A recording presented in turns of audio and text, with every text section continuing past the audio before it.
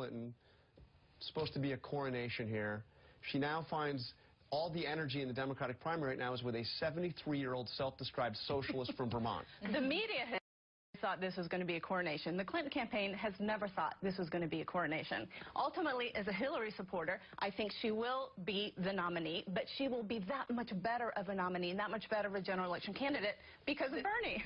All right, folks, welcome aboard. And joining us right now is the one and only Mary Matalin, Republican political consultant. You know her, you love her. Hello, Mary. Hello. I've been missing you. I've been traveling all over the world.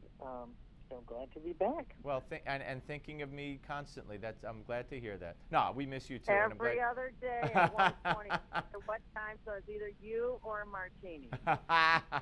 Well, we both start with M, Malzberg Martini. Anyway, so how serious is the Sanders challenge to Hillary, if at all? Well, I think it's serious. If history is a guide, in the way that Buchanan was a serious challenge to Bush in '92, you don't have to win to upset the political apple cart. As you recall, he got, 31% or something minuscule in New Hampshire, but it destabilized the race and was downhill from there. So that's what I think Bernie Sanders is doing. He's obviously pushing her left. There's obviously a very significant and intense being the critical, the operative concept here, intense support in the Democratic Party for an Elizabeth Warren quasi-American socialist type candidacy. So that'll move her left, and he's going to dog her, and you can tell by his events versus her events the intensity. I will agree, which I usually don't with Maria, that this campaign was not set up in anticipation of a coronation. It's a much better campaign, and they're using the same turnout model as Obama's. But so that is right. But we have to watch out because she's got one strategy and only one strategy, and that's to demonize and call us extremists and all the stuff they do, which has been effective for Democrats. All right, this might be a rhetorical question, but I haven't heard anybody bring up the fact that when he was governor of Arkansas, the husband of Hillary Clinton signed into law Confederate Flag Day. Not only flew the flag, but honored it by signing that into law. Of course, he called William Fulbright, who was a segregationist and signed the Southern Manifesto, his mentor and his hero.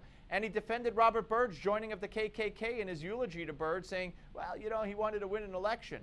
How come Hillary is getting away unscathed during this whole episode on the shooting and the flag? For all the reasons you know and all your listeners know, they don't like the press and the mainstream, whatever, establishment doesn't like her as well, as much as they loved and still do Obama, but they hate us more. And as for the country doesn't know history. It doesn't know our history in particular. It doesn't know the history of the revolution. It doesn't know the divisions that have always been present in this country, originally with the 13 colonies, and then regionally. It doesn't understand the Civil War was not primarily about slavery. It's become about that symbolically, but the answer to your direct question is hypocrisy. And this is if it wasn't, and everything is political. It's not historical, it's political. So if it wasn't, the response to this horrible tragedy started out as a gun argument and then went immediately to race because race and homophobia and extremists and anti-woman and all that is their strategy of choice. It's division by design. Yeah. And I wonder if any Republicans will bring it up because it's kind of incumbent upon them. It just is ridiculous. All right, so let's move on a little bit. Let's talk about the Republican field. Who at this point, it's been a long time since you and I talked. There's more people who have entered. Still more to come. I believe Bobby Jindal will be in. Of course, Scott Walker will be in. So who stands out in your mind right now? As I've been keep saying what I've been saying, I love this field I think they're all bringing a lot to the table, including Donald Trump. He's showing not necessarily exactly how to articulate, but the strength in articulating strongly.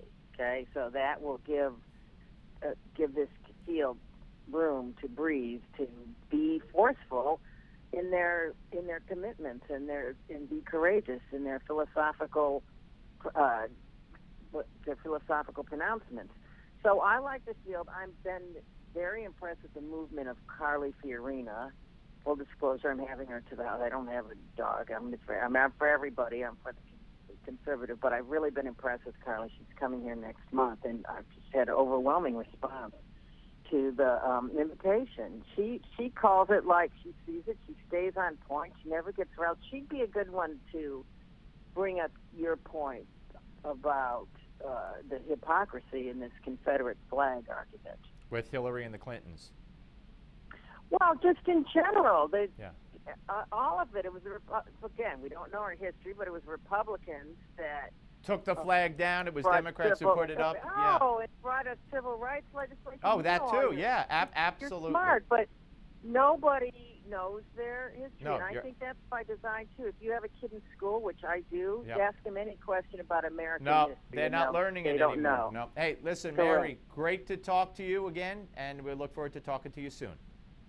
Stay cool, Steve. Love you. Ciao, ciao. Thank you, Mary Matalin, ladies and gentlemen. All right, folks, Newsmax wants to send one lucky couple on a 7-day Silver Sea cruise to the Caribbean. You have to enter to win. Visit newsmax.com/sweepstakes. Newsmax.com/sweepstakes.